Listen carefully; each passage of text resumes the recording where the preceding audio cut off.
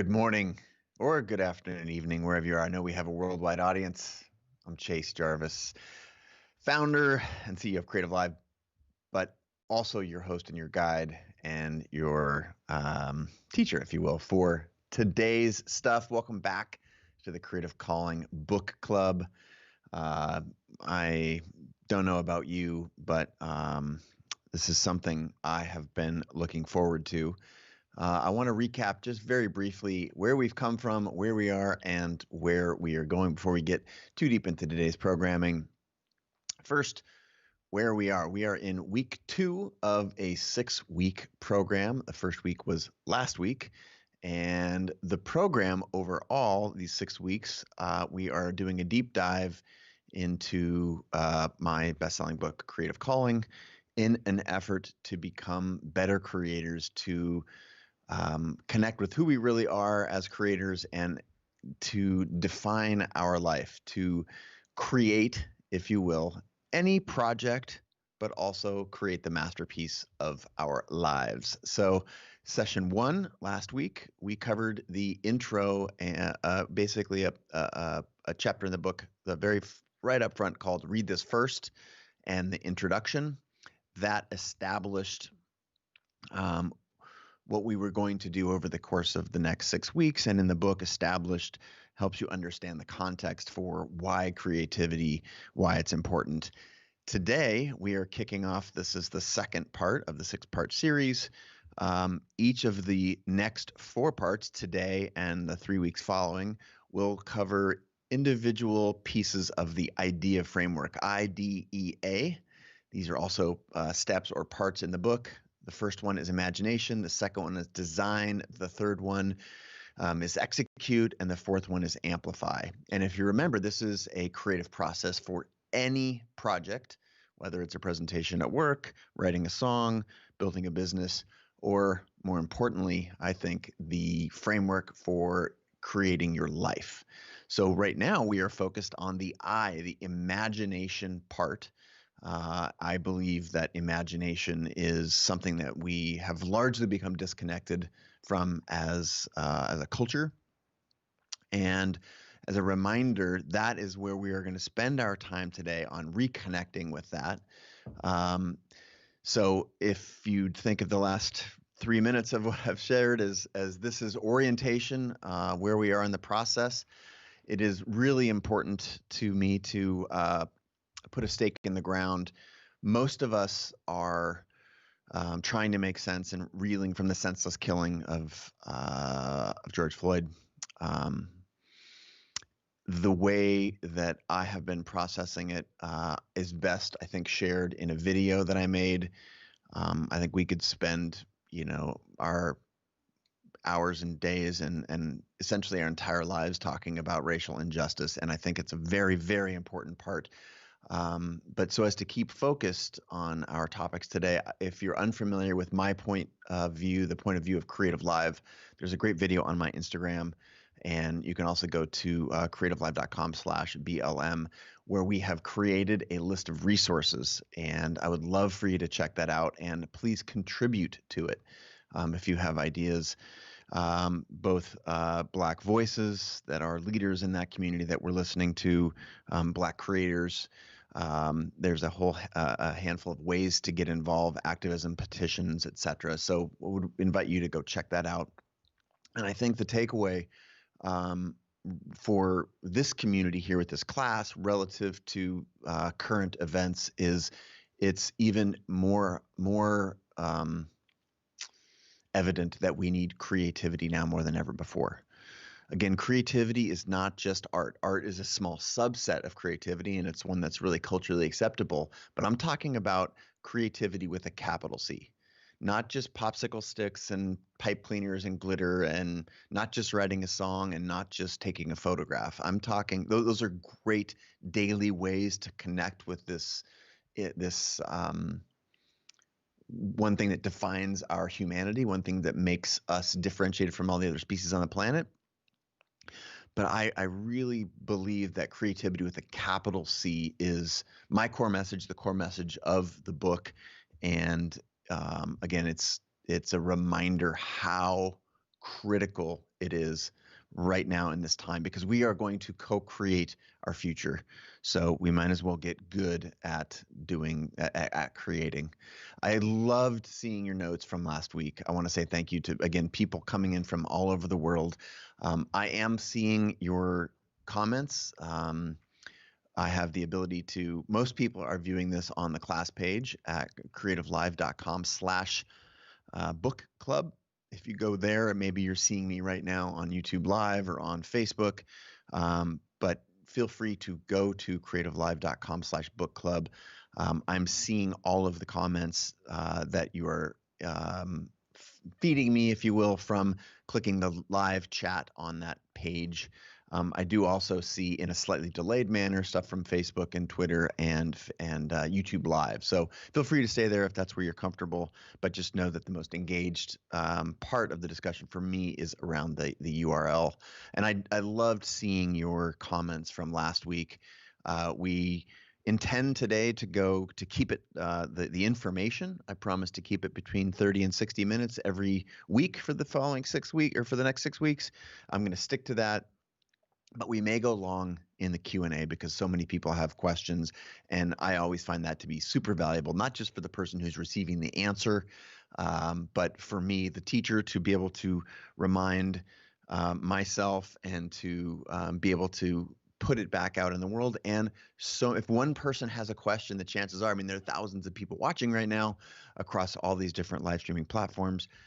Chances are lots of people have that question. So I want to encourage questions. I'm going to stop periodically across the next hour to answer some of those questions. And then we definitely are going to get to a big bunch at the end. So feel free to chime in. I'm seeing your names, and not faces, but your words, questions, whatnot, already popping up from all over the world. We literally have a global audience. So if you've got a second to tap in a note of where you're coming in from, I always love to see that.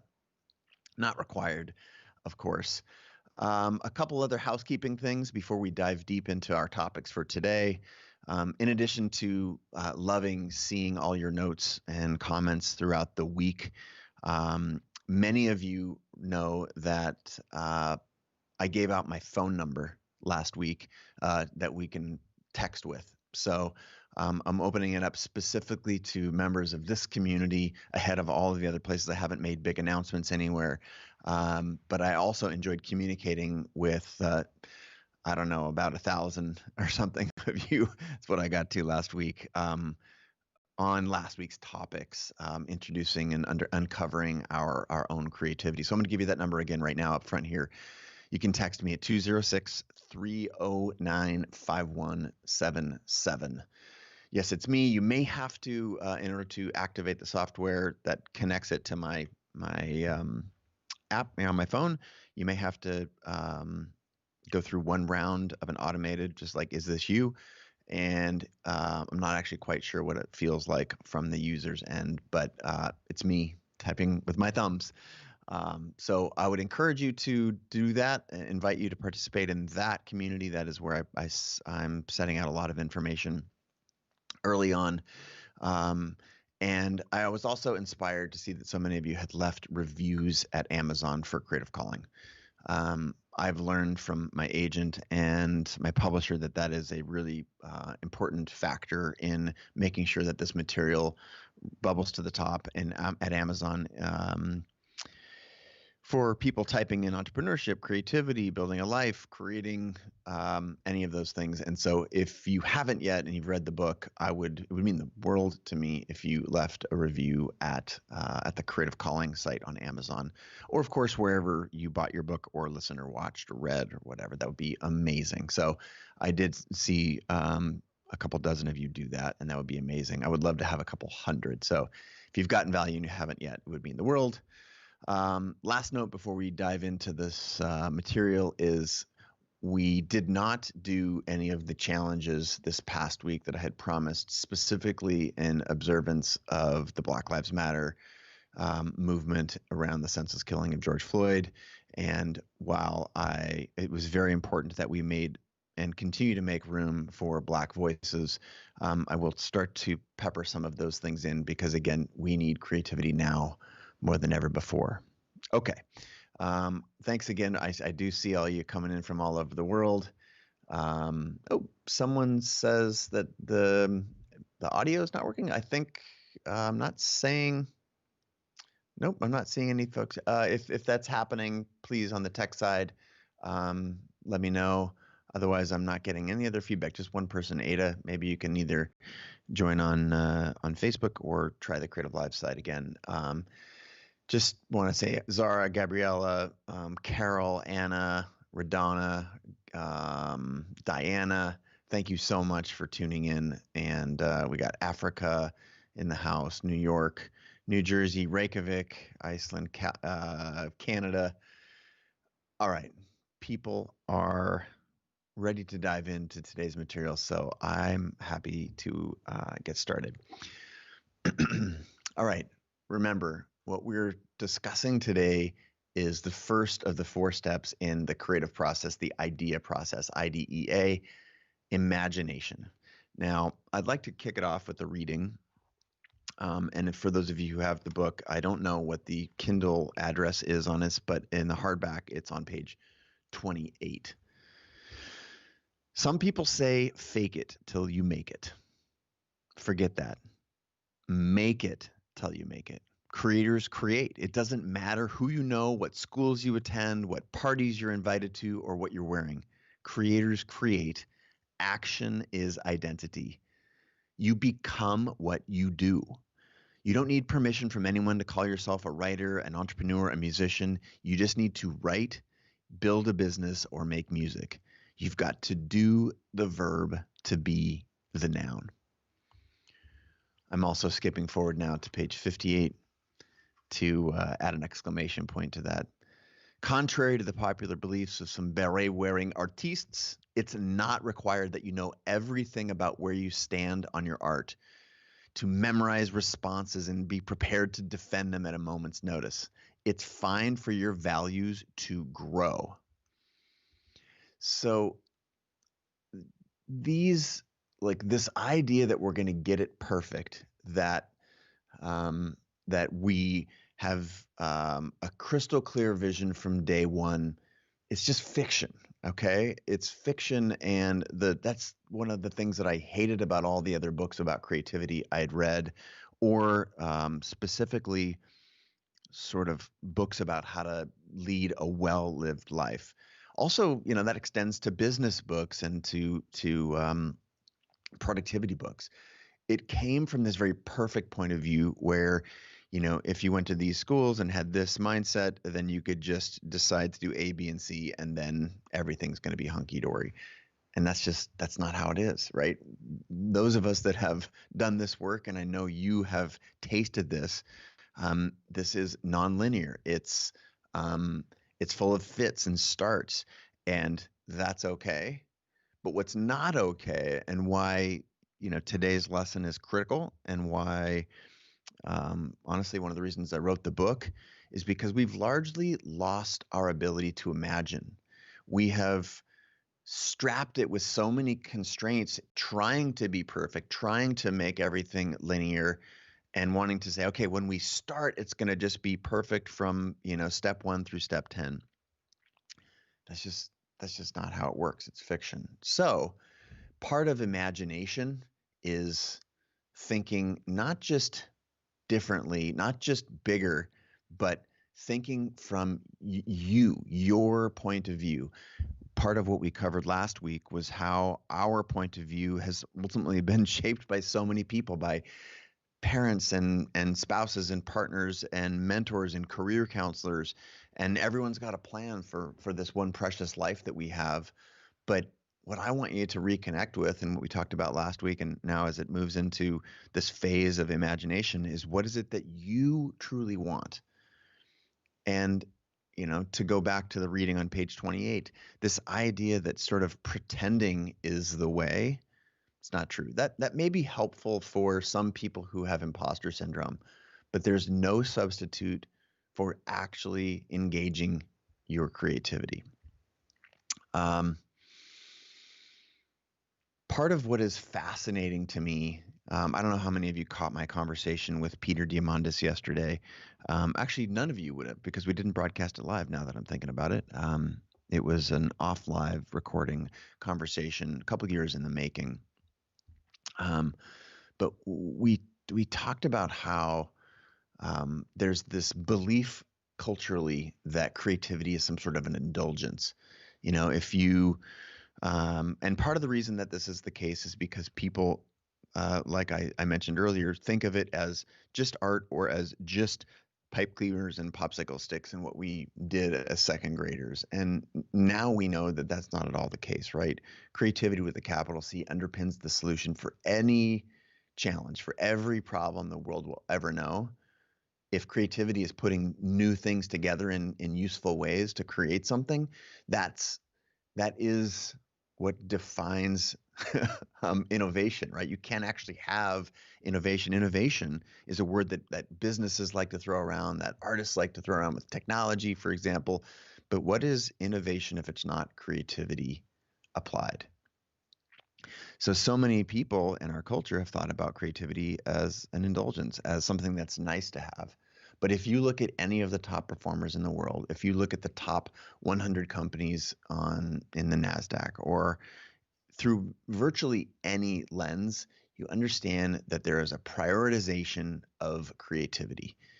You know, I've always questioned, like, if it's an indulgent, what are you supposed to be doing instead of learning how to create? You just like supposed to be studying the stock market or something. It's always been unclear what we're supposed to be doing if we're not supposed to be working on our creativity. But now, as the world, as information is moving a lot faster and people understand what creativity with a capital C is, I think there's a reconciling that's happening right now. That there's an understanding that this isn't a waste of resources. That in fact, again, as you look around, like literally everything around you was created.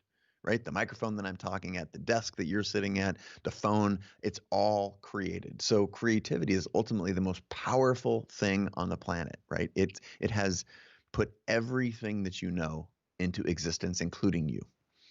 So if this is true and creativity is our birthright, what is our next step is, to me, is looking at this gap between where we stand right now and where we want to be. And in order to fulfill that picture, we have to understand where we want to go. If you don't know what's that saying? If you don't know where you want to go, it's going to be hard to get there.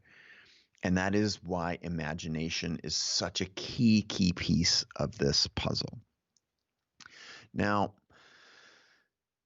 one other thing, you know, I've invoked you guys to, you all out there in the world, to bring a notebook if you can, or to bring a way to make notes in the margin, or to tap out your thoughts as they're arising.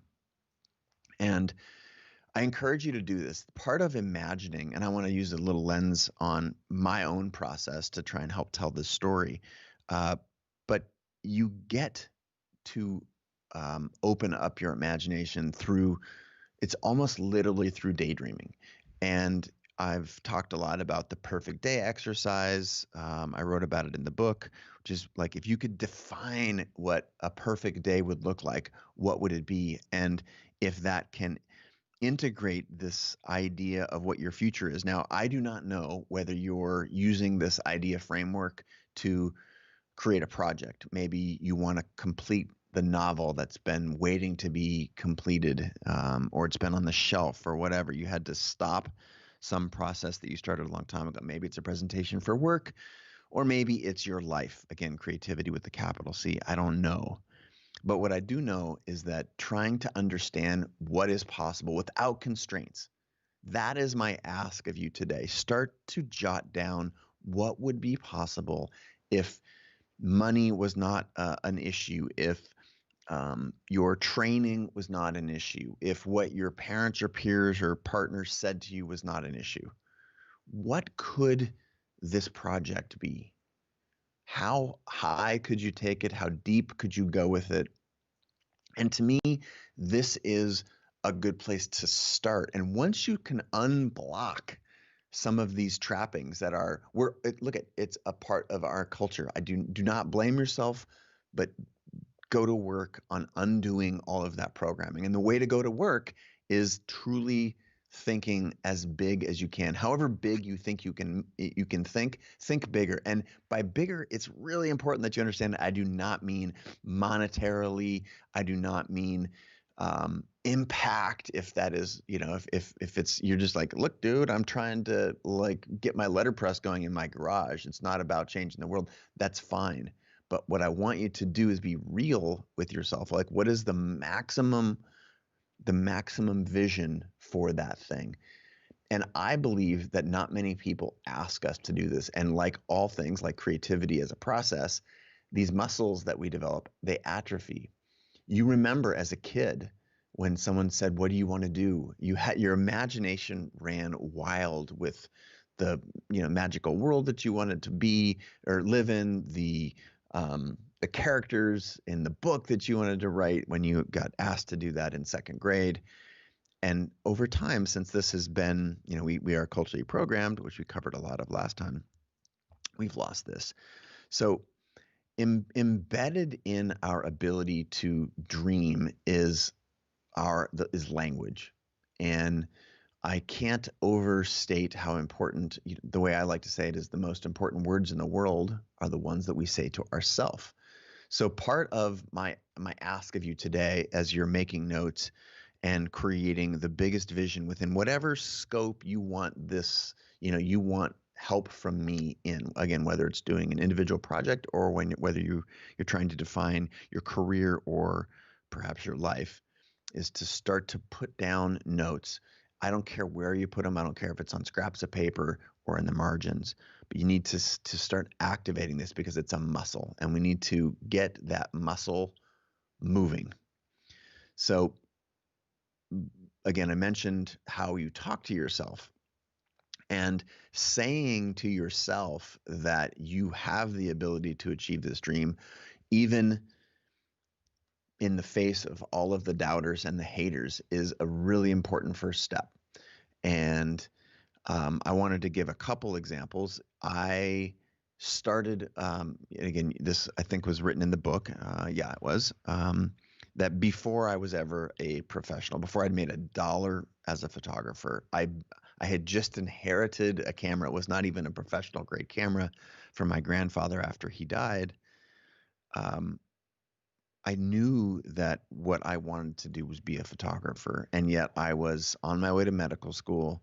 I had just quit my soccer career, and it was ludicrous by all measures relative to what people outside my brain thought I was going to do or wanted to do. And I needed convincing that A, this was okay, and B, that it was possible. So I took a step and I had professionally printed cards that said Chase Jarvis, photographer, and my phone number. I didn't own a professional camera. I'd never licensed or sold an image in my life. I knew that was what I wanted to do. And this was part of my beginning to dream my dream. And it seems like a very small step, but if you realize that what's possible starts with how we talk to ourselves, all of this starts to make sense. So I want to use another sort of meta example, and that is the example of the I stage for me in imagining what was possible with writing the book Creative Calling. I had a book agent for some time, and knew that I wanted to write. And over the course of about 3+ years in talking with this agent and not putting any book proposals out there in the world, to be fair, I'd published a couple of books before. I'd published The Best Camera is the One That's With You, an iPhone photography book, and The Seattle 100, which is a coffee table art book of people driving culture in Seattle. And it was on the basis of those, and I think being a person who's out in front of a lot of people in the creative industry, that I was able to connect with my agent. And his name is Steve, and Steve was always like, "Hey, man, we gotta, whenever you're ready, I'm ready." And I had several fits and starts. And as someone who had still, again, had already, again, contributed to the Pulitzer Prize for Snowfall, I'd been nominated for an Emmy. I'd found and created commercials or creative success for myself but it wasn't clear what I wanted to do with the book. I started making notes. I started writing and doing work in the mornings early on, and started painting a very, very wild picture of a book that could both be conceptual and practical. I looked at the creative books that I had read before, which seemed to suggest that I needed to entirely change who I was, that I needed to move to France and wear a beret and smoke a cigarette and be so pure in my creativity. And it just, I didn't identify with that. And by extension, the books that I really loved were the ones that helped me in a very imperfect way. They didn't say, if you are a perfect person and you take this thing and you do this thing and this thing and this thing, then of course your outcome is going to be perfect. I love books that said, you know, that were personal in nature, or artist biographies, or that never had a tidy bow on them, that they plotted a course that was messy. And so in trying to combine what I wanted to see in a book about creativity, that it was accessible, and in one that was actually practical and gave you steps to take, and at the same time was a Trojan horse, not just about a creative process, but about creating your life. Everybody, I started making these notes and trying to pencil this out with my peers, and most people said it was too ambitious. And to be fair, I had to refine the concept. I had to tighten it. But this imagination of what was possible only became concrete through doing work. This is, again, this concept that I actually is probably another core tenet to my belief as a creator and as a human, is action over intellect. You have to start doing the work before you see the results. And most of us want to have this perfect path all planned out before we start, but we also know that just starting is critical. So to continue with the story of the book, I began to pencil out what the results of this book would be. Again, this is sort of starting a visualization process. What it would be like to write the book. I said, I started. It was a little bit of a romantic picture, but I understand that getting up at 4:30 or 5 in the morning when you have a job that you love to do already, of course, with my creative career and my leadership role at Creative Live. So I had to tell myself stories and imagine waking up really early and putting on the coffee and listening to music and writing and just making what Anne Lamott in the book Bird by Bird says, a bunch of shitty first drafts. Not even shitty first drafts of the book, but shitty first drafts of what I wanted the book to be. And it was only through that process that I was able to start to put together the thing that this would ultimately become. And you're talking about someone who has been preaching this stuff for basically 25 years and is a professional creator. So if you're not, if you don't already have those muscles, it might be even harder than it was for me. But I want to confess that it was very hard, and yet it was the necessary first step. So I'm going to invite you to take a moment and make a few notes here. I'm going to slow my roll because I'm hoping that you can, even if it's just a couple of bullet points or a couple words in the margin or in your Evernote or wherever it is that you make notes, give yourself 3 notes about what could be possible in the area of your life that you want to work, whether it's defining your career entirely or a project. And while I'm doing that, I would love to see a couple comments that maybe would highlight what those things are, so that we can help others who are stuck just like you might be, understand that it's in this taking action and making imperfect notes that you're going to be able to create the vision for your life. Andy says, I'm guilty of this. I'm stuck. Ada, Drew, nice to see you're in the comments here. Drew's been listening while taking notes in the book at the same time. Um, Ursula says, I only have 10 minutes, but I'm trying to write a crappy first line. Nothing's too small. Awesome. Just going to allow a couple more comments to bounce in here.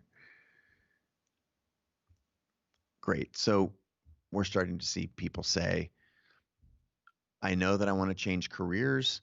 I know what that career needs to be. And now I'm trying to think of my next few thoughts.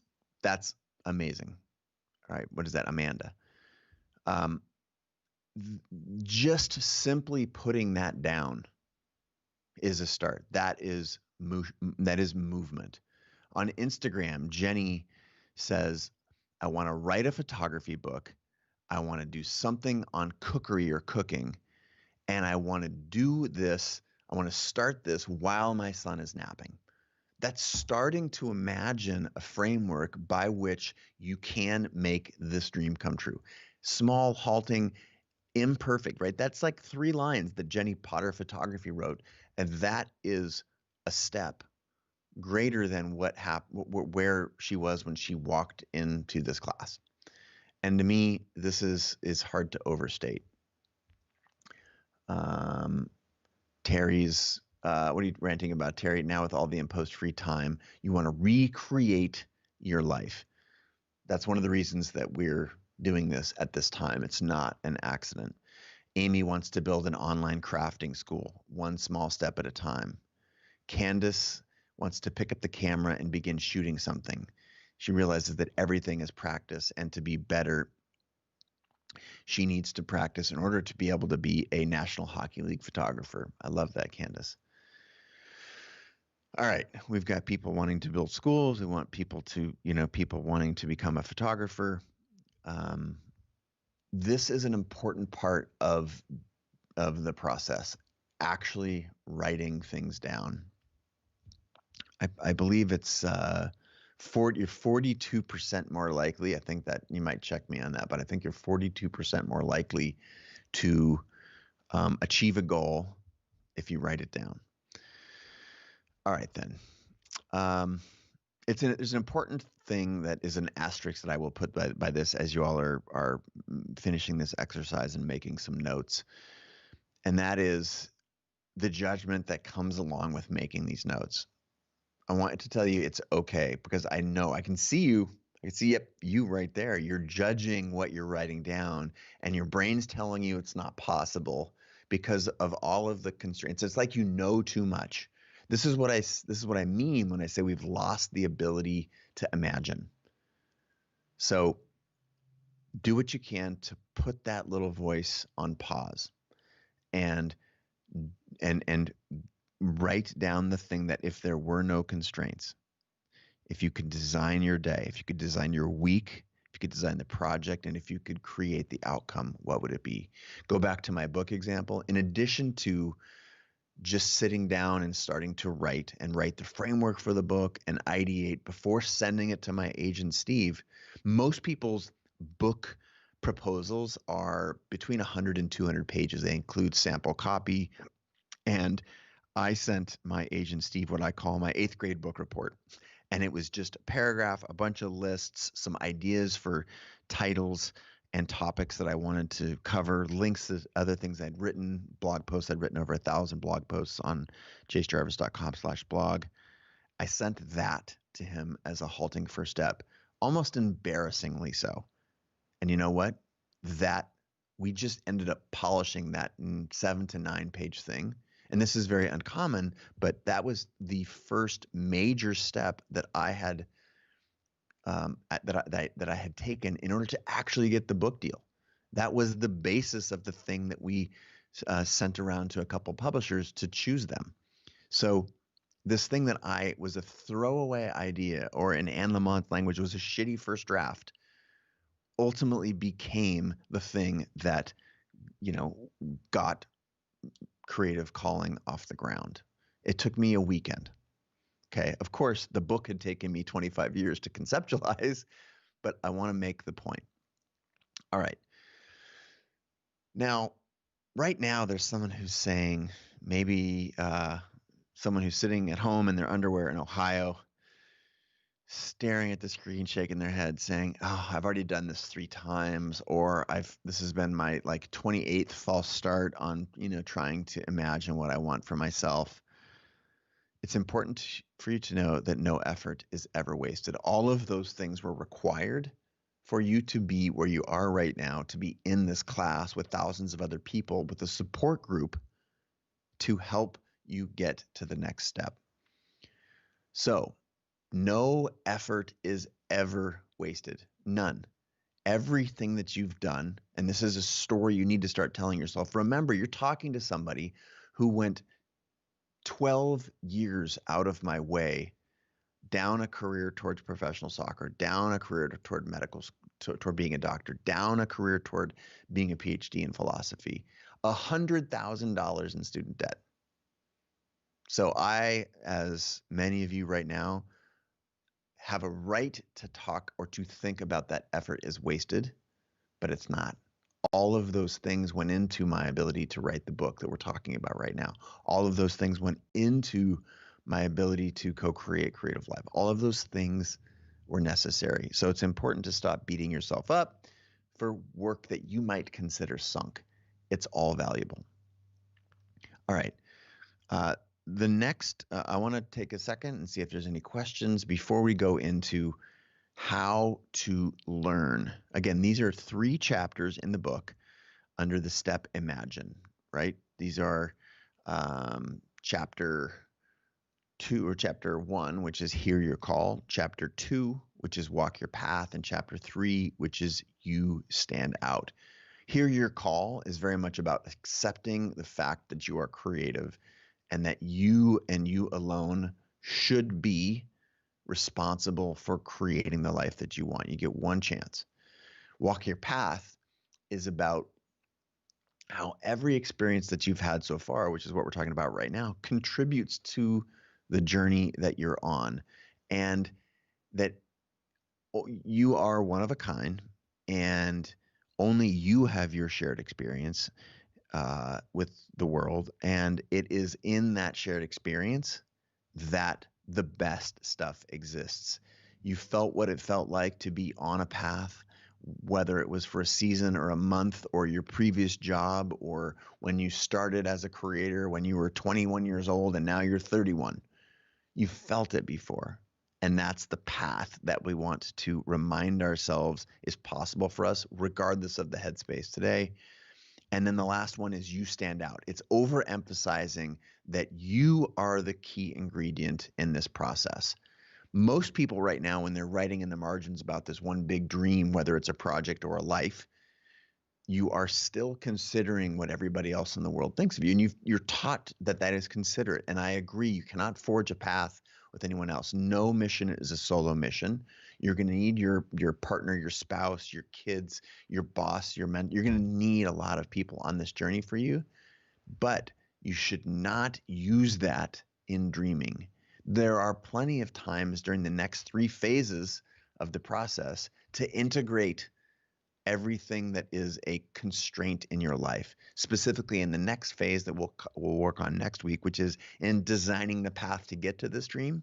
Of course, there's constraints, but right now, I'm inviting you to, for once in your life, have no constraints. It's a very powerful experience, I believe, to ditch all of the constraints. And again, this is the 3rd chapter, You Stand Out, is about how to, even for a moment, to be unapologetically you, to be selfish. It's through this selfishness, just for a moment, that all of the best things from all of the best creators and entrepreneurs that I know, there was a little piece of this personal creative plutonium that was awakened in order to do the things that you now look to that person and say, wow, that's incredible. This was a critical step. All right. I want to go to the chat here and see if there's any questions coming in. Ursula says, I love the sentence in this chapter. Instead of rebelling or conforming, simply choose yourself. I should have had that as a reading. Thank you, Ursula, for sharing it. Becky wants to share that I'm trying not to let my age 72 make me afraid to start over? Thanks for the support. Well, Becky, you're welcome. I, in turn, would like to use you as a fantastic example of it never being too late. Right now, there's someone who's 22 who's asking themselves, is it too late? Have I missed my boat, my one true calling? And so let Becky at 72 be an example to you of reinvention of one's life is so available at any moment to any person, regardless of your circumstances. You might have a lot of responsibility. You might not have a lot of financial stability. Reinvention is possible at any moment. There's a story of a woman in the book who had her first show at, I think it was 97, and a retrospective at the Whitney when she was 101. So, Becky, never too late to start. And if you haven't stumbled on that example in the book, you will, and you will hope it will energize you. Let's see.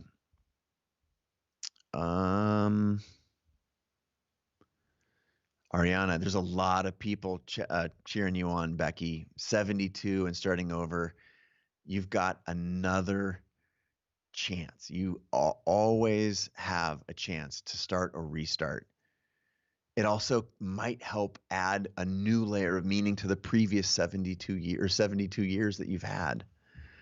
And if, in case anyone cares, my conversation with Peter Diamandis yesterday, that will be available on the Chase Jarvis Live podcast and on Creative Live here soon, we talked about his vision and his belief of what our age capacity really is. There are turtles and sharks and all kinds of different organisms on the planet that live to 100, 200, some, I think he said there's some turtles and or a shark that's 400 years old. Like, and he was trying to understand what's the difference between them and us. And of course, there's a bunch of factors, but through, exponential thought, through exponential medicine, he thinks that 100 is a minimum, and that's going to evolve in the next 10 years. That the lifespan is going to shoot from, in every year of medicine, we ultimately are understanding how to take some amount, extend the life by some amount, and at you start to understand that then if every year goes by and we understand how we can add 1.5 or 2 or 2.5 years to the human life, this is what an exponential curve looks like. So who knows? People that are in their teens or 20s right now might live forever. And I understand that's hard if they choose. My point in all of this is not some fictional thing to start over at 72. This is real. And not only does it not matter if our life expectancy is only 85, that 72 is still, that's a great reason to start over in and of itself. But as human longevity changes, our ability to invent and reinvent ourselves over and over and over is not just a thing of science fiction movies, it's real. Deborah says she's almost 70 and furloughed from a job she loves and now launching into a freelance career in writing. Let that be inspiration to you. All right. Thank you for sharing. I want to keep going because we've got some more material to cover. Again, the big exercise so far has been to make a handful of notes that does not take any constraints into mind. It's just imagining what you want out of this experience, this class, and whether it's a project or what you want for your life, it's important to start writing these things down. All right. Now, part of the process is there's a little meta thing going on right now. Part of the process of learning how to do what it is we're doing, or part of how to learn any skill. There's a framework that I've developed, and that framework has been developed by looking at my own experiences and the experiences of others that I think are top performers in their field.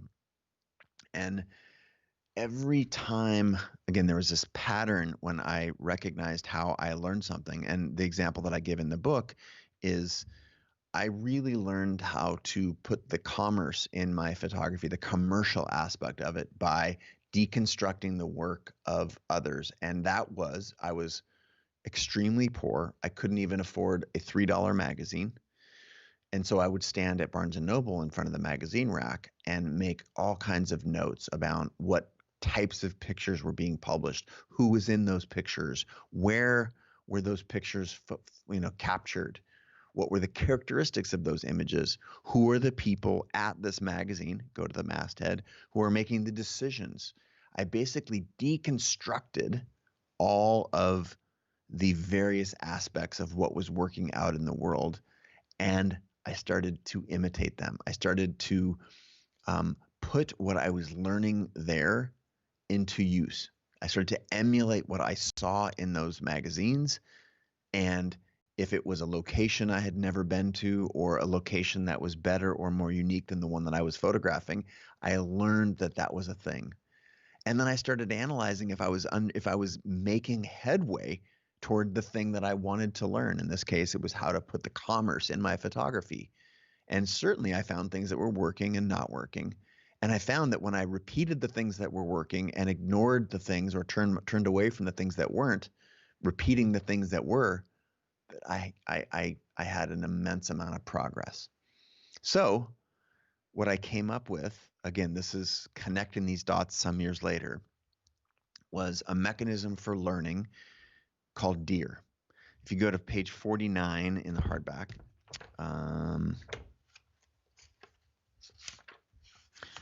49, DEAR. Deconstruct, emulate, analyze, and repeat. Now, if you use my example, and I'm using my example just because I can speak very, very authentically about it, I did not know what I was doing. But that is the value of books, right? This is mentorship at scale. If you use this 4-step process, deconstruct what you think others are doing in that are aspirational to you, whether those are artists or entrepreneurs, whoever you look up to, deconstruct what you think they're doing and look at parts of that and say, what I might not be able to afford a whole team of people in order to create this gigantic art project, or I may not be able to build a house from scratch if the person that you look up to is an architect or a builder. But what can you do? What elements of what you deconstruct, what you perceive they're doing, can you emulate? I also like to use the example of maybe right now you're a programmer at Microsoft, and what you really want to do is you this big vision that you have for yourself is to own a restaurant. And you're like, wait a minute, I write code at Microsoft. How can I get to a restaurant? Well, when you deconstruct the lives of professional chefs or restaurateurs, let's just use a chef for example, what do you see they do? Certainly they create a lot of food, right? So what are you doing? Right now you're coding and you're like, oh, I dream to own a restaurant someday. Well, it seems like if you want to be a chef someday, or you want to own a restaurant, that making food or creating food with your partner or chef, or maybe you're the business end, it doesn't matter, but making something is the first step. And maybe it's a cafe that you want to own instead of a restaurant. Rather than taking out a lease, finding some property, taking out a loan, building out a $1 million build out for your cafe, how about baking scones? How about starting something? Because when I deconstructed the work of the people that I admire, in this case, a chef, what's one of the key things they do? They make food every day. Are you making food every day? No, you're programming at Microsoft every day. So how can you create time and space in your schedule to start making food? That is step one. That is deconstructing what someone else is doing, emulating it, And then again, if you go through the acronym DEA, analyzing the results, are your scones getting better the more you bake? The answer ought to be yes. Maybe it's nonlinear. Maybe it's 2 steps forward, 1 step back because you burn some or you try some new flavors that don't quite work out. But then you look at the things that are working, that are making your craft progress, and you repeat those. DEAR. Every person who I know thinks about this, thinks about analyzing the results of what they've done. Let's use Tim Ferriss as a great example. He has something similar to this in his writing. I think he calls it DISS, DSSS. I covered this in a video that we made together. It's very clear that this process that deconstructing the work. In Tim's case, for example, he said, all right, if I want to learn to become a marathoner, I want to look at what the people who are world-class marathoners are doing. And not only that, but I want to look at marathoners who were not necessarily don't have the body shape or who are defying the odds because they probably overcame something even more extraordinary. So Tim started to study marathon runners that weighed 225 pounds rather than just the ultra runners. And he started to see, okay, great. There are a handful of key attributes that those people are doing that I might be able to apply to my own life or my own journey. I'm inviting you to do the same thing with the people that you like and respect. Now, I'm aware that my camera's getting a little hot here. Sorry about that. Let me turn that exposure down a little bit. It's getting brighter up here in the Northwest. We had a rainy morning. Keep going down. There we go. Oop, too much. We'll call that good. All right. Thank you for those of you who are telling me. DEAR, DEAR, page 49. Deconstruct, emulate what's working. Sorry, emulate what you see. And notice the emulate is not just sitting on the couch. The deconstructing part of sitting on the couch should not take you very long. You need to get to the work part of it. Deconstruct it. The emulate, the E part, is actually you doing the work, emulating the behaviors that you see your heroes or the people who are in your line of work or the work that you want to be doing. Emulate that work. Analyze what's working for you and then repeat it. Page 49. Something cool happens when you start doing this. Something cool happens when you stop thinking about it and you start taking action. Start doing the emulating, start taking the next step in your journey. And that is, it's like the tractor beam. There's this pull. The world starts feeling like it's happening for you rather than to you. This is the first sort of step towards walking the path. I want you to think right now, if imagining is like listening to that call. This is, why the book is called Creative Calling, because I believe that we know in our heart what we want to do, even if we're telling ourselves that we don't know, and that we're scared that for every choice we make, we turn our back on so many others. I believe you know. And if you don't know, it's fine. Do a lot of stuff. But for the 90% of you who do know and are pretending that you don't, when you do start to take action on that path, walk toward that calling, this is what happens. There's some force that starts to propel you, and it feels incredible. This is what people have. This is the energy that comes from doing something that you were put on this planet to do. This is the energy that you feel when you're pulling on that thread of curiosity.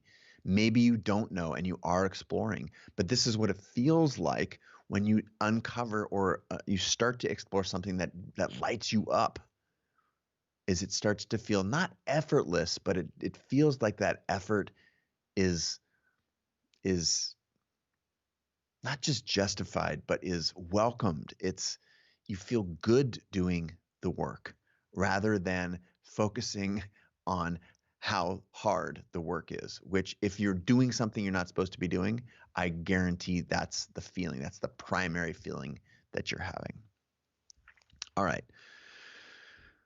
There's another aspect as you're dreaming big that I do not want you to over index on, but I want you to be aware of. And that is the relationship between money, control over the thing that you want to make, and the company you keep. I call these the big three. And part of I know that these three things get in our way, in the way of us imagining, and as we shift from imagining to actually executing or designing a plan to reach that vision, it's sometimes helpful to at least take a moment and think about your relationship now in this given time right here with each of these things. Money, creating creative control over the outcome of what you seek, and the company you keep. How important are each of those things for you, right? How important what role does money play in this thing? And you can say, oh, money doesn't play a role. Again, this is the thing. I feel like if any of those purist authors who've written books about creativity will throw stones at me, it's because, gasp, I talk about money as a part of creativity. And I do that because it's so pervasive, the connection between the two in our culture and what's possible with not just a life, but making a living.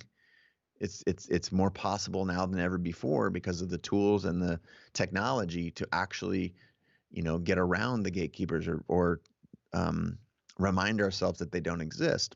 I just think it's an important exercise. So if you would, on your own time after the broadcast today, make a couple of notes about your relationship with money. You're bad at managing it, you are worried about it. Just start to understand and frame a viewpoint around money, around creative control. Like, how important is it for you to reach this vision? When someone challenges your vision, again, you're envisioning this future where anything is possible, and someone challenges, go back to the architect view, you have designed this amazing house and the person asks you to compromise. Just start to play through some of these scenarios and think about how you would react. Do not let it limit your vision, but start to get comfortable talking about these three things with yourself, not necessarily with others. The way that I want you to think about your relationship with others is in this third bucket: money, creative control, and the third bucket, the company you keep. Be aware as you're dreaming, as you're starting to think about this, the actions that you want to take, what's truly possible. I know right now that they're like, this person in my life is going to tell me it's not possible. This other person's going to tell me I'm a dreamer, not a doer. This third person's going to, maybe it's my spouse. Maybe it's my boss. Maybe it's the person I'm currently in business with. You need to start getting really clear about how you're going to communicate to these people. This is the scary part. Here's, I think, a worthwhile nugget. If you are sincere in defining what you want for yourself and imagining what you want, and you have considered some of these things, money, creative control, and importantly, who you spend your time with. Are you going to spend time with people who lift you up or people who tear you down? If there are people in your life who do not support you imagining something very special for yourself, you need to start to think about having a conversation with them. For most people right now, that may be their spouse because they are the primary provider of the family. And you're worried about this. I'm here to tell you that if you thoughtfully approach and if you are doing the steps, taking action rather than doing this before you start, taking action on your craft, loving it, making sure that people in your life know that you love doing this thing, that when it comes time to have some of these conversations, and you do so from a place of love, from a place of having written this stuff down and thought about it, from a place of having done the work, that you will get so much further in your very first discussion. It may take 10 discussions, it may take 100, but hopefully the people that you love and that love you will understand if you can come at this from a position of caring, of authenticity, and of truth, that you will create for yourself a crack that you didn't think was possible, a crack in, wait a minute, if I approach this in this way with the company I keep, I might be able to actually play through this thing that I thought was not playthroughable. In fact, the more you do it, your confidence will build. And by this, I mean your spouse or partner will start to understand how much it means to you. The haters, if there are people in your life that are not lifting you up, it might be time to get some, not scratch that, not might. It's time to get a different set of friends because you have one shot. This is a key piece of imagination, is putting yourself around people and in the mindset that this is possible. And this is where some tough choices start to happen. All right. Now, I'm 1 minute over. I said I was going to keep it to 60 minutes. We started a minute late, so I'm going to give myself 1 more minute, and then we're going to go into questions. Being unapologetically you, the number one thing it takes is energy, and the number two thing it takes is courage. And the way you create momentum, inertia in both those things is through repetition. Unapologetically you requires courage and confidence, and those things come through repeating this process, repeating the messages that you have to yourself, repeating the vision that you have to yourself, and talking about it publicly. If you're still unsure of what you want to be, pull on the thread of curiosity. Pull on the part of it that other people always tell you you are good at this thing. What was the thing that made you weird and quirky as a kid? I want you to look there. The idea that this is going to be risk-free, that in having a conversation with yourself about money or with your spouse or partner about what you truly want in this one life, of course there are risks. There are risks that they will turn their back on you, or that you will have to turn your back on them. So I don't want to pretend for a second that there's no risk here, but this is required as you look to others and are inspired by what they've done. They've had to cross this same threshold that I'm asking you to cross now. Remember what I said at the beginning from the reading. Creators create. How would you like to express your creativity? Not just the bucket list item, but every day. Start to think about that in your imagination. What does your perfect day look like? This is an exercise, an action step. What are your current values around money, around control of what it is that you do with your time, and around the people you spend time with? And I would invite you to turn to page 84. There's an exercise there. And before you run into this thing headlong, or before you quit something, I want you to ask, what's the goal? I want you to ask, why am I doing it? What do I want to get out of it? I want you to ask yourself, what's the worst thing that could happen if I fail? This is a very, very effective exercise, because mostly it just has to do with disappointing people, and there are few catastrophically unmanageable, unnavigable things that come out of failure. They're usually stories that we've told ourselves over time, and this is what we're trying to undo now. This is why I think this is a valuable exercise. What can I do to reduce risk of failure? And most of all, is it worth it? And to the point of, is it worth it? At the end of your life, remember the number one regret of dying people. This is science. This is psychological, scientific studies. The number one regret is that they did not live their one precious life according to their values. They lived it according to others. Do not let that be you.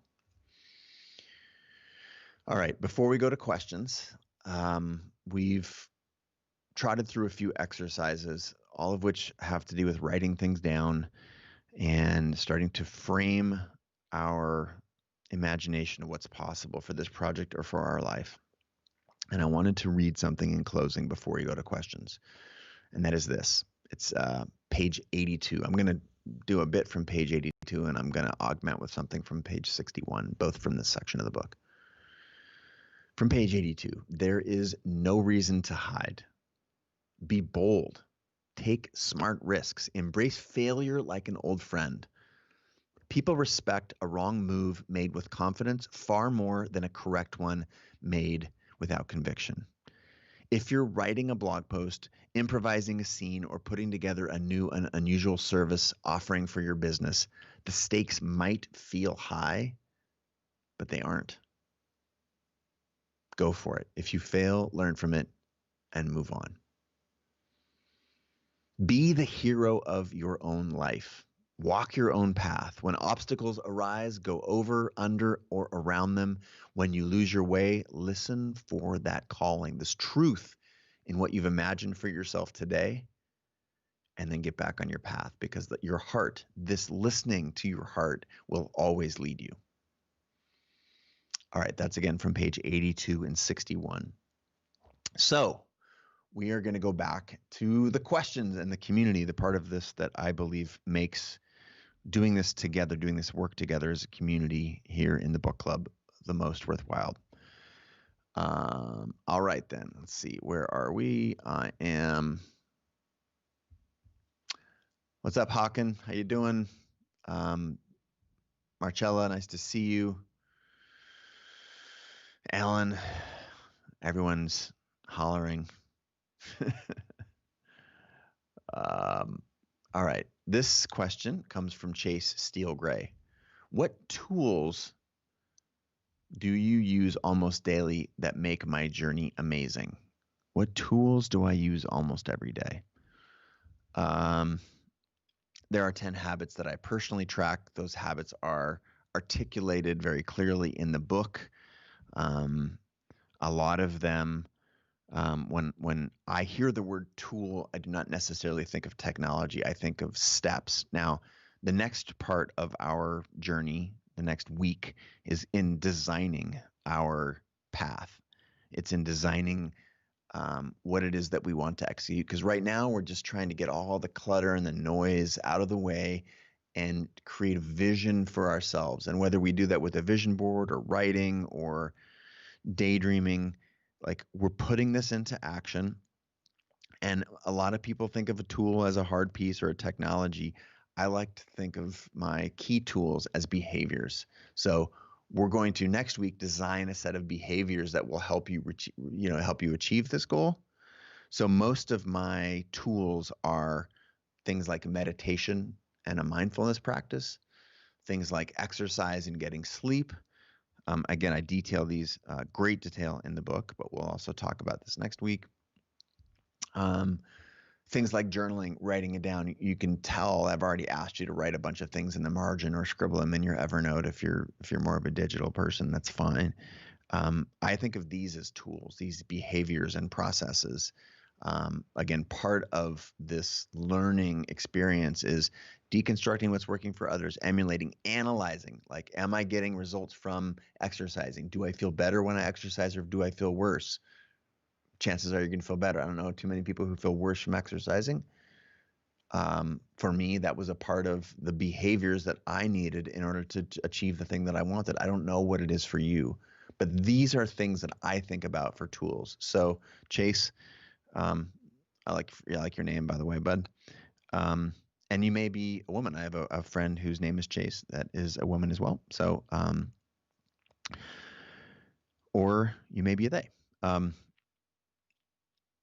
Those are tools to me, behaviors and things that support what it is that I want. We're going to dive deep into that next week. Those are an example of a few from me.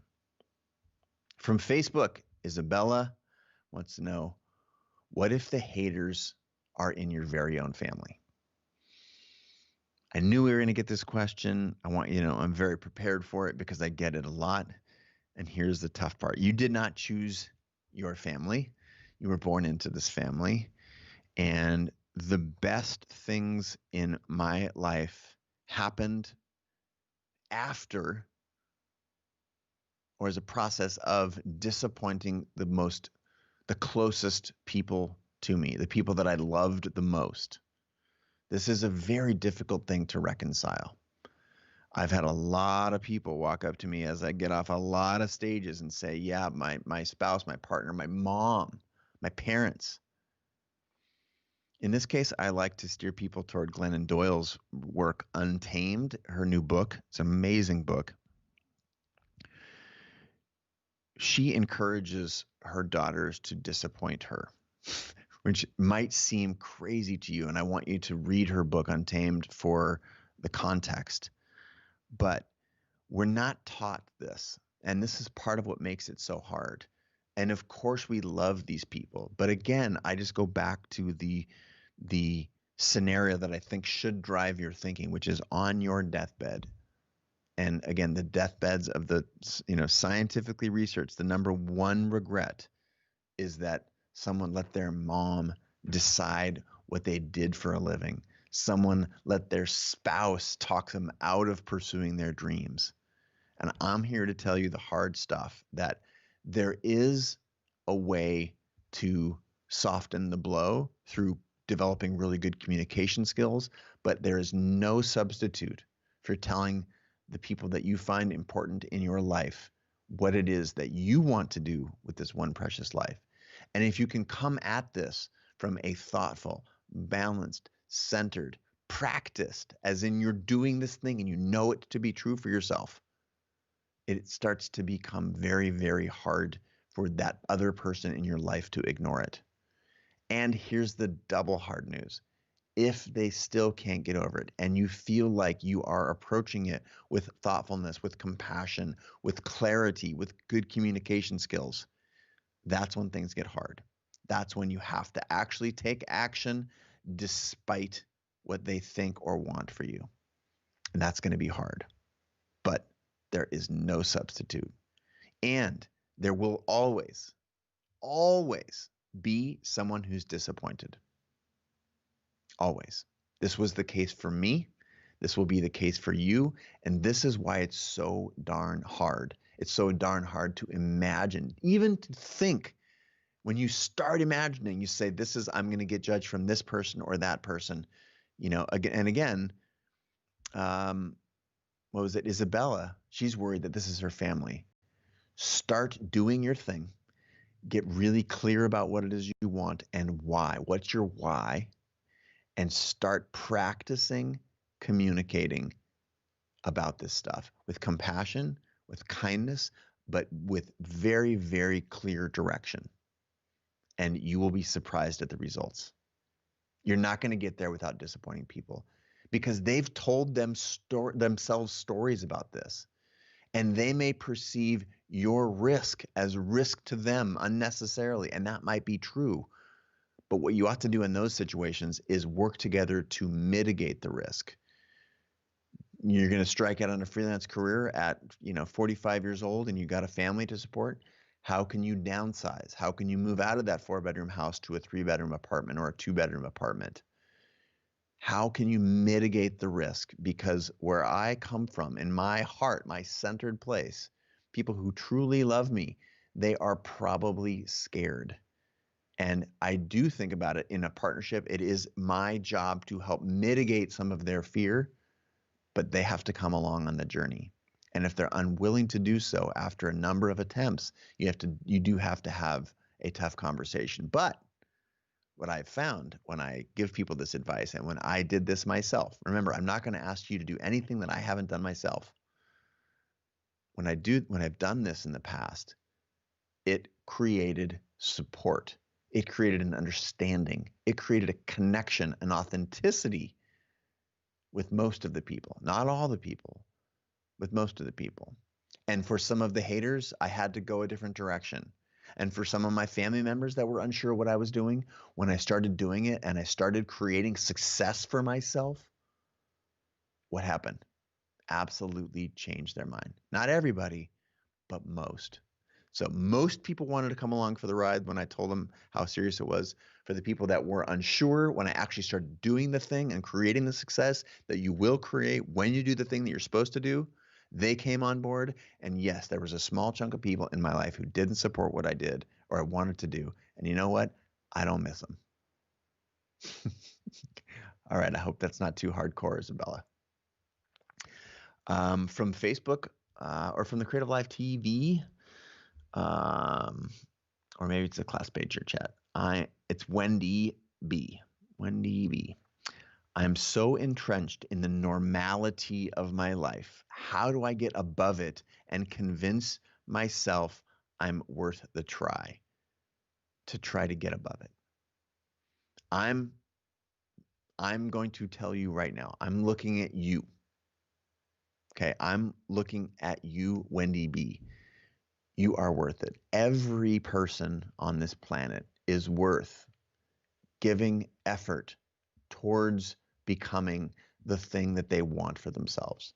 This today is about dreaming. It's about imagination. I know most of us, that's why I sort of went on that rant and answered that question. Most of us are projecting all of the things that could go wrong, all of the roadblocks we're going to get, all of the, I want you, if it's possible to park that on the curb for a second and just dream. If you find that it keeps entering your dialogue, great. Understand that we're going to tackle that next week primarily, but I'm telling you that you're worth it. That is what ought to define a human life, right? Pursuing the things that you were put on this planet to do. And it's not linear. It's not like you figured this out on day 1 and on day 100 you've reached your goal. It's going to be 2 steps forward and 3 steps back and 4 steps forward and 1 step back. That's part of the process. That's why we're learning this, why we're developing these skills and practicing. Right now, we're practicing imagining. We're practicing going through the conversations that you're going to have in order to pursue what you want for this one precious life. So, Wendy, you're worth it. And part of the thing that I want you to remember is that the most important words in the world are the ones that you say to yourself. I want you to start visualizing you being and doing the thing that you want to do, the person that you want to be or become. Okay, it's critical. Thank you for that. Thanks for being vulnerable, Wendy B. All right, from the Creative Life class page, Kim, I'm being creative. I'm doing a live weekly podcast, writing blogs, etc. But how do you grow a small audience? Here's the good news, Kim. You're doing it.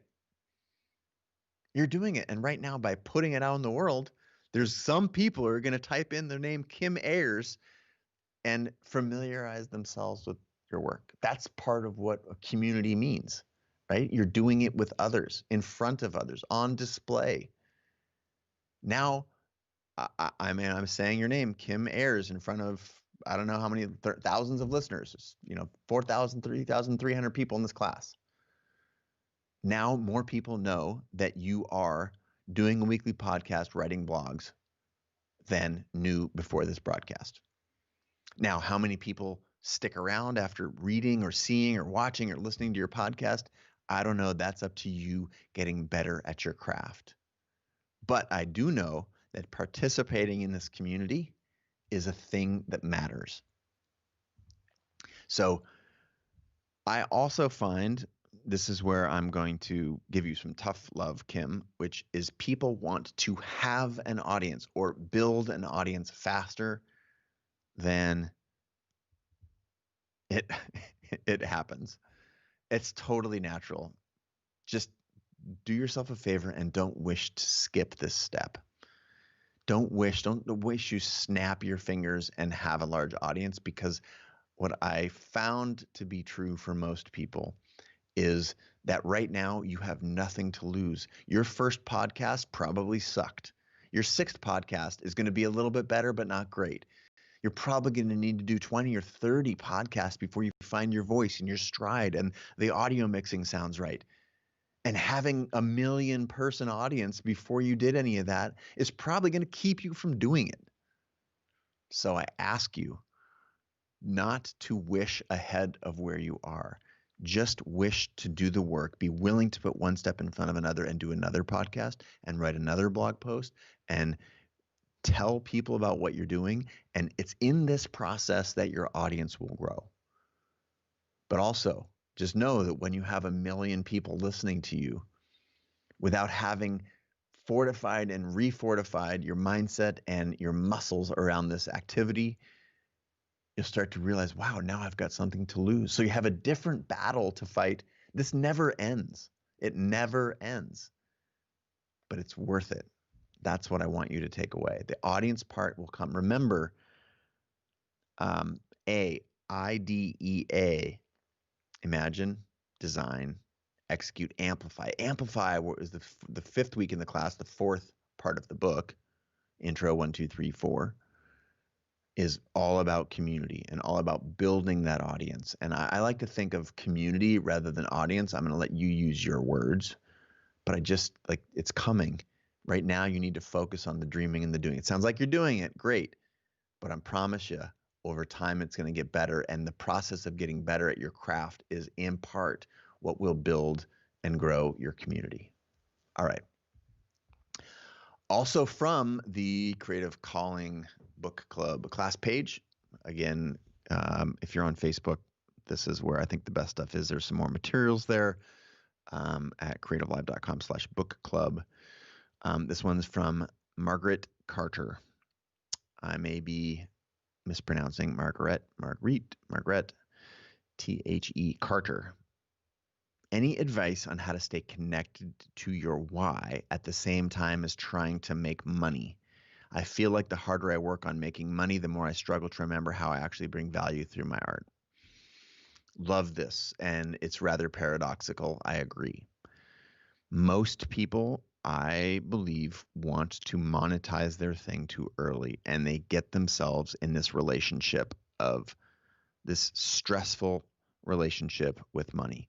And it's part why I asked you to write earlier in this particular class and this particular broadcast today that I wanted you to start thinking about your relationship with, remember, with money was a really key thing, right? Money is, and if it sounds to me like you're probably defining success by how much money you make doing a thing. I promise you're going to be better off by postponing the idea of earning money on day one in favor of practicing your craft. Just think of the advice that I gave to Kim a second ago. Similar advice to you. Most people want to monetize on day one. They get 100 Twitter followers and they think, how can I monetize those 100 Twitter followers? I find that actually undermines your macro. And so this is why I like, whenever possible, mid to long-term vision is really helpful. And it's also why I do not like sort of going all in, push all your chips on black and hope for the best, take out that second mortgage in your house. No, I think you need to start doing this on the side, whatever it is.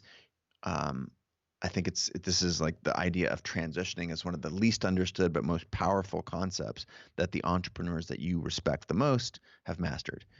Of course, you read about Richard Branson just buying a used 747 to start Virgin Air, but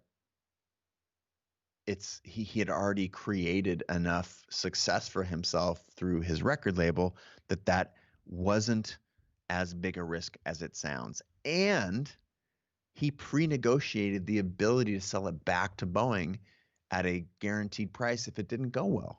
So he wasn't really risking the $100 million that it takes to buy a 747. Let's say he was only risking, $85 million because $15 million because he was going to be able to sell a plane back for 85 million, bought it for 100, tried it, didn't work, sold it back to them for 85. So there are all kinds of ways to mitigate failure as an entrepreneur. But right now, I need you to think about how you can compartmentalize by working a different job or creating as much time and space for the thing that you want to be doing as possible.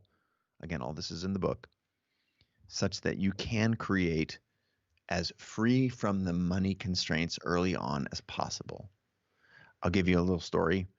I actually found great joy in being aware that when I started taking pictures with my Palm Trio, 0.2 megapixel Palm Trio before the iPhone, and then again with iPhone 1, when I started taking pictures with those cameras that were embedded in the phone, I in part found the most joy because they weren't tied to money. And ironically, it was my passion for something that just brought me great joy to take a photograph with a camera that I always had on me that led to some of my largest, creative and entrepreneurial success. So define how you think about money, define how you think about the people you keep, define creative control. Do that part, the big three here in this first part of the book. And I think that will help you. Again, that's M. Carter. All right. We've got 5 minutes left. I promised to teach for the first 60 minutes and then take 30 minutes, 25 to 30 minutes of questions. And I'm doing that now. So scanning. Marcelo seems to see an error. Sorry. If you've refreshed that, feel free to go to a different page. If you're on the Creative Calling book page, creativecalling.com/book club, check out creativelive.com/TV or my YouTube or my Facebook, because there are vibrant conversations there. For some reason, chat's not working for you. All right. So Jolenta is asking about the title of the book. You must be late to the broadcast. That's no problem. The title of the book is Creative Calling by yours truly. It's about creating a life and a living that we love. All right.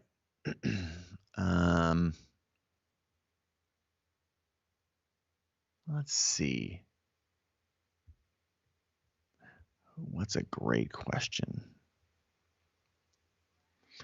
Drew is flagging a point that I made earlier, which I think is a good one to amplify, and that's there's this asymmetric risk-reward profile, that's in a sense what Richard Branson was doing when he started Virgin Airlines, that in pre-negotiating the ability to return the 747, he was managing the downside.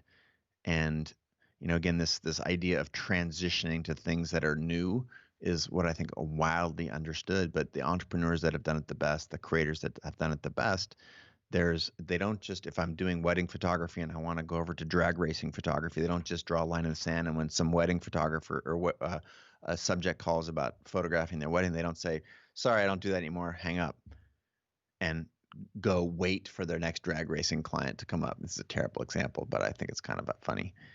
The reality is you should continue to take those calls, but you should be marketing yourself as a drag racing photographer. And when these people call, you're still doing this work, but your advertising over time turns into you being able to sustain a full-time job as a drag racing photographer. So again, that is making sure that the risks for transitioning or the risk for taking the chance are outweighed by the long-term potential gain of doing what you love, having energy and abundance in your life relative to that risk. All right. And the title of that book, Mother to Daughter to Disappoint Her. I don't remember if what I gave an example of disappointing others. Untamed by Glennon Doyle. It was a fantastic conversation. If you go to Creative Live and search Glennon Doyle, or if you go to the creativelive.com/TV page, that conversation between yours truly and Glennon is recorded there. I think it's a stunning conversation. And the book, her most recent, again, #1 New York Times bestselling book, is called Untamed. Yeah, thanks for putting that in the Terry Pruitt. Just put that in the comments there at YouTube, and maybe some folks can do it at CLTV or on the Creative Live chat and at Facebook. Untamed by Glennon Doyle. All right. Tula asks a great question. I'm going to do this and one more. How to tell the difference between signature style and just repeating the same thing over and over again. Stagnation or a she or Tula. I'm not sure if Tula is a he, she, or they, so I will ignore that part and just say being a copy paster of one's self, especially photography, as in my photos have long been the same old, not evolving or changing. It's not that creative or innovative. Your goal in creating a personal style is what lights you up. So if you're not photographing something that brings you a lot of energy, then you're photographing the wrong thing. You shouldn't be photographing things that don't create energy and passion and connection for you. Once you start doing that and you start to come alive, then it's your job to repeat and to be crystal clear. A recognizable, repeatable, identifiable signature is actually very powerful. It is the thing that will get you hired instead of hiring someone else. And it's true, as soon as you start to narrow what it is that you do or how you do it, you will turn your back on other people. But it's only in making that commitment that you will get hired by the right people, which is your goal. You should not want to appeal to every person, because in trying to appeal to everybody, you'll ultimately end up appealing to nobody. You will be generic, you'll be vanilla, you'll be beige, you'll be right down the middle, which in creativity, in innovation, in entrepreneurship, that's not what people want. That is the last stage of success in any phase, is the blow it out phase, which is not the business that you're in. That is the business that Amazon is, competing on price and on infinitesimally small points of distinction. That is not you as a creator. Taking pictures of what it is that you love and doing so many times that I can look at that and say, oh my gosh, that is definitely a fill in the blank your name. That is the next step in creating the business and or the recognition that you may seek as a creator or as an entrepreneur. All right, my last question. Maybe I'll do a speed round here. I want to recognize that I'm going a couple minutes long on the questions. If you need to bounce, I will say right now, just be sure to try and read step 2 in the process. That is the design process in the book under the D. And where does that start? I'm going to go to the table of contents here up front. Design starts on page 95. So you're going to need to read from 95 to 166. So what is that? 70 pages, something like that, 60-something pages. All right. For those that want to stick around for more questions, I'm going to try and move through a handful really quickly. This one's from Instagram, Jenny Potter. At the moment, with current climate and many photographers and creator people not able to work due to the pandemic, what advice would you give them to help when they are able to get back to work safely? Work on your craft. Strategize. What is it going to look like when you emerge? Imagine what you want your business to be, because probably you're on a hamster wheel just making money doing the thing. Now that most things are paused or we're not yet in a place where we can go back to work, it's a great time to do this exercise with all of your heart. Imagine the biggest vision for yourself, for your business, for your craft that you can possibly imagine. Design a plan to get there, execute against that vision, and then amplify it through this process of joining the community like you're doing right now. It's a great time to strategize. Okay? Great time. Start making pictures in your mind. Is there a way for you to polish your portfolio right now where you might not have had time because you've been on the hamster wheel of client work? Now is a great time to think about transitioning or think about redoing your portfolio. Do you have enough time and money to invest? And does the investment or does your portfolio, can you manifest it in such a way that you do not need to bring 42 people together, that maybe you can do it on your own or with one or two, maybe one model, so there's safe social distancing. These are things that I would investigate if I was you. Good question. Thanks, Jenny. Let's see. Tony wants to know how to manage my own path in photography. You're interested in so many areas in the building and in the building and finding your style and taking into just a few interest areas. If you do not know, I feel like you probably do know, but you're scared that it's too small a market or it's too X or too Y. So I think you need to recalibrate. I believe you do know. If you do not know, sample a lot of stuff. try a bunch of things. You cannot intellectualize this. You cannot do it from the couch.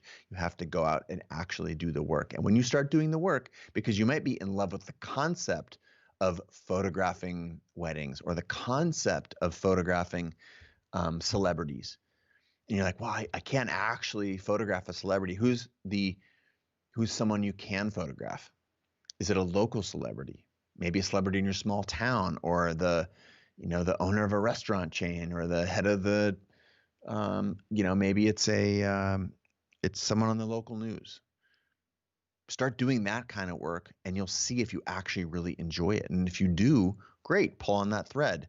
I find that when you don't know what you have to do or what you're put on this planet to do, the only way to understand more what that thing is to take action. Start tasting a lot of stuff. Okay, that's for Tony. And all right, I'm going to answer one more question here, and then I'm going to wrap up. And this is from Carmen. Hi, Chase. What's the role of a mentor while working on emulation? That's the second phase of learning, the second step rather, in DEAR: deconstruct, emulate, analyze, and repeat. The role of a mentor while you are emulating them is nothing. They have no role. This is all on you. What you're doing when you're deconstructing is you're deconstructing what your mentor, whether you have a relationship with them or not. Chances are you don't, right? If you're really emulating the people that are where you want to be when you're living your highest version of yourself, your biggest dream, chances are you don't have a relationship with someone who's that far ahead of you, that high up on the totem pole in your industry. I want you to know that's okay. I didn't have that with any of the photographers, with any of the athletes that I wanted to work with any people in my community. I had no relationships. I was a graduate student at the University of Washington doing something I didn't want to do and living this fantasy in my brain, standing in front of the newsstand, looking at outdoor sports, action sports, surf, snow, skateboard magazines. And I was taking notes. Who are these people? What are they doing? What kind of pictures sell? And then I was trying to emulate those people. So the role of the mentor here, they probably don't even know you exist, and that's just fine. Their role is setting example by the work that they've put out in the world, whether it's Brene Brown or Arlen Hamilton or anyone. Their role is them doing them. Your role is looking at people who you think are doing awesome stuff in any given industry, and how can you practice the things that you see in them such that you can taste whether it works or doesn't work, and more importantly, the path for you to inject you into that equation. The role of the mentor is zero. The role of you is to do all of the work right now. And that's what keeps most people from living their dreams. The ability to think big enough, to imagine, and then the ability to do the work. So that's what we're talking about. That's why this class exists. And that wraps up week 2. This is week 2, where we have covered the first step. If the first one was introduction, the first step 1 here in week 2 is imagining what's possible, and whether it's a project or our life or whatever it is, wherever you're taking this class right now, being a part of this book club. Now, I'm going to click over to my notes real quick here and just jot through a couple reminders here. Again, next week's read starts on page, I already said it once, I think I said 95, 95. Oh, yep, 95. Step 2, starting on page 95. Please read that, about 60 or something pages. I would be grateful if you have gotten any value from the book and you're willing to leave a review at Amazon. Please help me. I would love to have 500 reviews in the book, and I only have 250 right now. Number 3, text me. Let's be friends. All right. 206-309-5177. That's my number. Text me. I will respond. And just as an FYI, there may be something special next week for the people who are in my texting circle. Maybe something special, as in I might do something special beyond this broadcast here if you're in my texting circle. 206-309-5177. And I would recommend also you turn on notifications for Insta, because this week we will do a couple of challenges, and the best way to know that that's happening is you turn on notifications for stories and posts. Feel free to invite anybody to join. I hope you've got value. Again, shout out in the comments if this is helpful or useful. I'm happy to take some feedback. The best way to giving that feedback is probably to text me. So another reason to be a part of my chat community. Yes, I will confess that number is not yet open internationally to all markets. That is a limitation of the technology, but new countries are coming online all the time. So feel free to try it. And if not, the best you can do probably is to sign up for my email newsletter. Stay very closely tuned to, of course, Creative Live. There's so many resources there for free. And that is, just pop your email in, register, and then you'll get a bunch of opportunity there. Radonna says, great book club today. Clarity was huge for you. Love hearing that. Repeat the number, please, Ada, 206-309-5177. Put that in the chat if you would. Oh, look at that. Bernie already did that for me. Bernie. Joyce giving a shout out. Ada, Torben, Andy, keep your eyes open. Hakan, Paleo, Becky. Thank you all so much for tuning in. Remember the Amazon stuff. I read all of those reviews. Remember to chat and text, and get better at imagining what's possible. Once you do this once for yourself, whatever this project is, you will unlock something massive in yourself. This is why some of the entrepreneurs that you look up to, some of the creators, have gone on to create multiple huge, impactful bodies of work, because they've freed themselves from the trapping of what others think. And they've freed themselves from the constraints that historically shape this one precious life. And you can too. Signing off. Thanks so much for being a part of the show today, the broadcast, this book club. I'm thinking about all y'all out there. I want you to take care, be safe, and until next week, signing off. Ciao for now.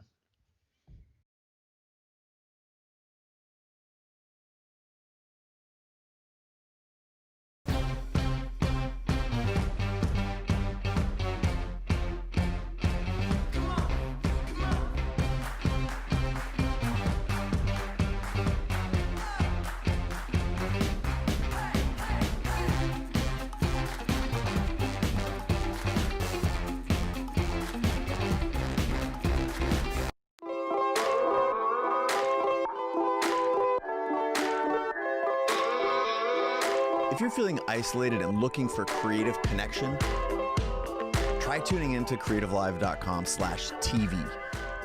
That's where we've got a 24/7 live stream from the kitchen counters. I can do that backlit shot that I really like to do. From the studios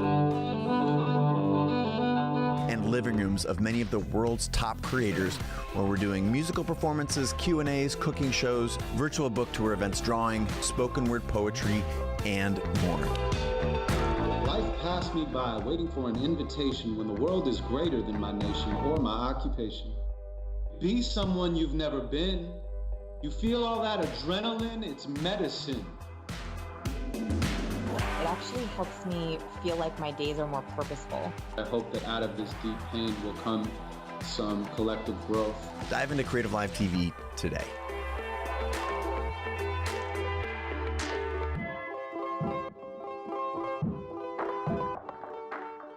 Hey guys, what's up? It's Chase Jarvis, founder and CEO of Creative Live.